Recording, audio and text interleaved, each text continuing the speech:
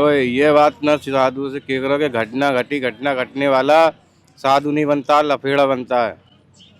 और हाँ, और जो असली बनता है वो घर गृहस्थी की सेवा करके जमींदार राजेश्वरी वो साधु बनता है। अड़क्का भड़क्का ना ये साले घर छोड़ के भाग गए वो साधु बन गए, ये साधु नहीं बनते हैं। दर्शन करो, ये अमृत हैं। जितने भी साधु आएंगे, जो अमृत वर्षा हुई थी वो कोई वो वर्षा नहीं थी जो मटके में से बरसी थी, वो ये वर्षा है।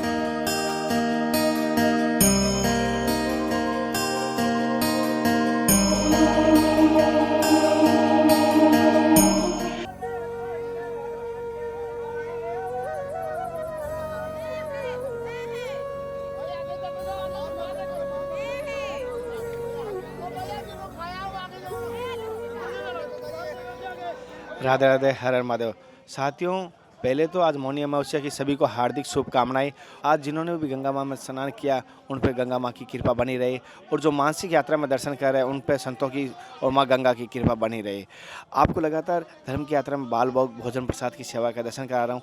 आज जैसे आप देख पा रहे हो, एक भाई है जो गुप्त में ये सेवाएं कर रहे हैं। शर्मा जी नाम से है, लेकिन गुप्त है वो। उन्होंने नाम अनाउंस करने के लिए मना किया, लेकिन मैं आपको उनकी सेवाएं दिखा रहा हूँ। और आज मौनी अमावस्या को जैसे आप देख पा रहे हो, बाल भोग की सेवाएं चल रही, लगातार चलेगी। क्यों आज बहुत बड़ी सेवाएं हैं, क्योंकि लगातार 3-4 घंटे चलेगी। तो और भी भाई इसमें कोई सहयोग करना चाहे तो कर सकता है। मौनी अमावस्या को अन्नदान, चाहे वस्त्र दान, किसी भी प्रकार से आप सेवा में सहयोग कर सकते हैं। और हमारे कार्य को देखते, धर्म की यात्रा को देखते हुए कोई विचार हो तो कमेंट करना, जिससे मेरा हौसला बढ़ता है। धन्यवाद। महाराज जी, पहले तो समस्त धर्म की यात्रा के परिवार के द्वारा आपके चरणों में साक्षात दंडवत प्रणाम स्वीकार कीजिए। गुरु जी, जैसे अब प्रयागराज महाकुंभ जो संजोग अभी 145 साल बाद लगा है, हालांकि इस बार कहने का है बहुत बड़ा कुंभ है और 40 करोड़ से भी जनता आने वाली है, ये संभावना बताई जा रही है। तो इस देखते हुए आप क्या संदेश देना चाहेंगे नागा संतों को कहूँगा, दिगंबर संतों को कहूँगा, सन्यासियों को? इसमें यही संदेश देंगे, भगवान की कृपा है, हर हर महादेव कहो और खुश रहो। तुम भी खुश रहो, तुम्हारी संतान भी खुश रहे। देश विदेश से आए हुए भगत लोगों के साथ अच्छा व्यवहार करो। जो अपने सनातन धर्म को बढ़ा रहे हैं, भगत लोग आ रहे हैं, उनकी रक्षा करो। जो प्रयागराज की पब्लिकेशन हैं, जो भगत लोग हैं, भाई देखभाल करें। और आप भी कुंभ का लाभ लें, और आने वाले समय में साधुओं का भी लाभ लें। अब शाही स्नान निकलेगा, उसका स्नान लें, दर्शन करो, ये अमृत हैं। जितने भी साधु आएंगे, जो अमृत वर्षा हुई थी वो कोई वो वर्षा नहीं थी जो मटके में से बरसी थी, वो ये वर्षा है। सब साधु संतान, जितने भी साधु हैं, संत हैं हमारे, ये अमृत की वर्षा हैं। संसार इन्हीं का दर्शन करना आता है। गुरु मूर्तियों का आशीर्वाद है बेटे, खुश रहो, अच्छे रहो। गुरु जी, जैसे सभी संतों का और गुरुजनों का दिया हुआ आपका शुभ नाम क्या है? मेरा शुभ नाम है, वो लिख रहा है पोस्टर, कमलगिरी नागा बाबा, गुजरात वाले। अच्छा। हम्म। जैसे जिनकी सत्संग ले रहे हैं उनका नाम परम पूज्य सदैव कमलगिरी बाबा जी है, और इनको नागा बाबा के नाम से भी जाने जाते हैं, और कुछ लोग इनको दिगंबर भी कहते हैं, श्री दिगंबर भी लगता है। महाराज जी, जैसे आपके परम पूज्य गुरु जी का शुभ नाम क्या है? हमारे गुरु जी का शुभ नाम है श्री हरिगिरी जी थानापति। जैसे गुरु जी बहुत प्रकार के संत महात्मा होते हैं, लेकिन आपने दिगंबर ही मार्ग चुना। ब्रह्मलीन श्री हरिगिरी थानापति। अच्छा।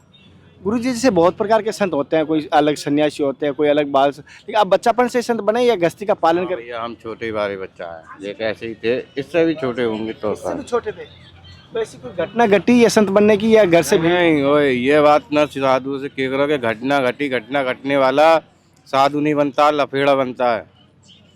और हाँ, और जो असली बनता है वो घर गृहस्थी की सेवा करके जमींदार राजेश्वरी वो साधु बनता है।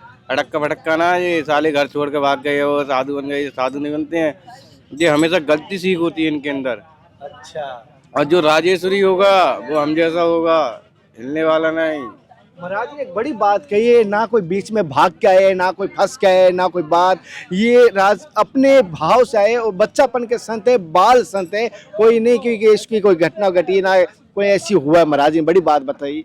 महाराज जी, जैसे कि जो लड्डू खाए वही बता सकता है खट्टा है मीठा, आपका अनुभव कैसा रहा? क्यों बाल संत है और आज तक आप दिगंबर है? हमारा अनुभव क्या है? हमारा अनुभव ये है भाई, प्रेम परमात्मा से करो तो तुमको शक्ति का विकास होगा। उसका शक्ति क्या है? वो डायरेक्ट जो करता है उससे वही जानता है। अच्छा। ठीक है ना, हर किसी को ना बता सकते। या हमारे साथ रहो तुम 10-5 दिन यहाँ तपस्या करो तब तुम्हें मिलेगा प्रभु। तो जो हमारी तप है वो हर कोई नहीं कर सकता। सही है ना।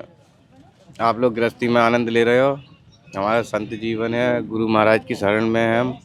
हम गुरु महाराज का आशीर्वाद का आनंद ले रहे हैं। कौन वो दिख रहा है उसकी जटाधारी सब अभी ये साला कटवाया है, वरना ये हाँ ये भी जटाधारी साधु है। सब कुछ आनंद है, गुरुभाई है मेरा। और ऐसी वही शक्ति का चेला नहीं है। ये महाराज हिमाचल वाले थानापति सोमवार गिरी जी का शिष्य है।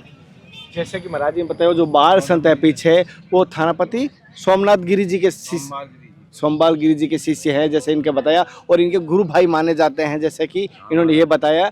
और इन्होंने बाल संत जैसे इसी से छोटी उम्र में महाराज जी ने दीक्षा ले ली, ये महाराज जी ने जैसे बताया। लेकिन महाराज जी ने क्या कोई ऐसे नहीं वैसे नहीं कि संत है, कोई लालच की वजह से लोभ की वजह से संत नहीं बने, बस इन्होंने जैसे बताया अपनी इच्छा से बालपन के संत बने हैं। हालांकि बहुत प्रकार महाराज जी ने जैसे कहा जीव कल्याण के लिए ये हाँ भैया कल्याण करते हैं, तपस्या करने के लिए बने हैं। ढोंग विद्या दिखाने वाले तो सड़कों पे बहुत मिल जाएंगे। जी गुरु जी। ठीक है ना, ढोंग विद्या जो दिखाते ना है वो ऐसे आसन पे टिक के ना बैठे होते हैं, वे मांगते खाते हैं। गुरु जी ने बड़ी बात है, ढोंग विद्या दिखाने वाले आसन पे कभी टिक के नहीं बैठते, वो मांग के खाने वाले होते हैं। जैसे महाराज जी फिरते रहते हैं, वो मांगने वाले घूमते फिरते रहते हैं। महाराज जी जैसे आपका जैसे कुंभ के बाद आप कहाँ मिलते हैं, अगर कोई दर्शन करना चाहे या कोई जुड़ना चाहे, गुजरात आओ, अगर कोई सेवा से जुड़ना चाहे तो कहाँ पर आपसे जुड़ सकता है? आगे मेरा आश्रम है तमिलनाडु में, रामनाथपुरम। अच्छा। ठीक है, मेरा नाम देख लो, पोस्टर लग रहे होंगे वहाँ पे। कमलगिरी जी प्रोग्राम भी कराता हूँ छोटे मोटे। अच्छा। तो महाराज जी जैसे आप प्रयाग में भी ज़्यादा मैं तमिलनाडु मिलता हूँ। ज़्यादा तमिलनाडु में महाराज जी कहाँ रहते हैं? महाराज जी कभी प्रयाग में आप भी भंडारे कुछ करवाते हैं यहाँ पर कुछ सेवा? ये सब सेवा ही चल रही है, अखंड अखंड सेवा है। भूखे को अन्न, प्यासे को पानी, आओ कहने वाला करने वाला, खाओ बनाओ खाओ, सब राशन पानी अंदर है। हाँ भाई गुरु भाई। गुरु जी जैसे बूंटी दिन में कितनी बार जरूरी होती है अपने, ये जैसे बंसी कितनी बार जरूरी होती है दिन में? ये तो जब चल जाए जब जरूरी है। अच्छा। इससे कोई फायदा होता है क्या?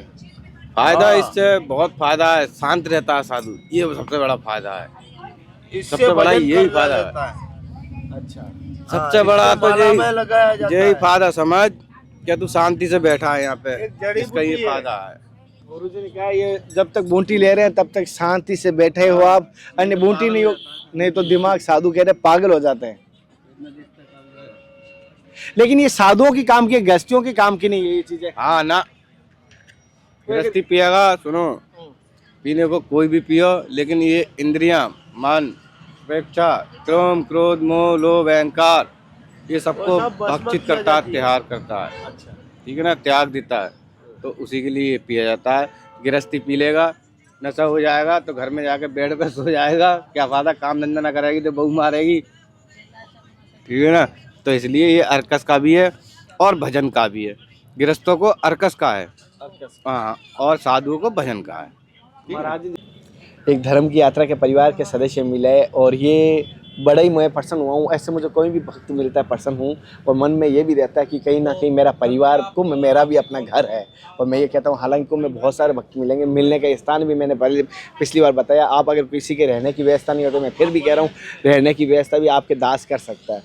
कैसा लग रहा है? बहुत अच्छा लगा आपके दर्शन। कब से देख रहे हो? रिपीट कर करके हम लोग अरे हम देखते हैं। सालों देख रहे हैं आपको। वो चित्रकूट के जंगल का भी दिखाते हैं, यहाँ का अभी आप हिमालय गुफाओं का एक दिखाए थे। हाँ, जी जी जी।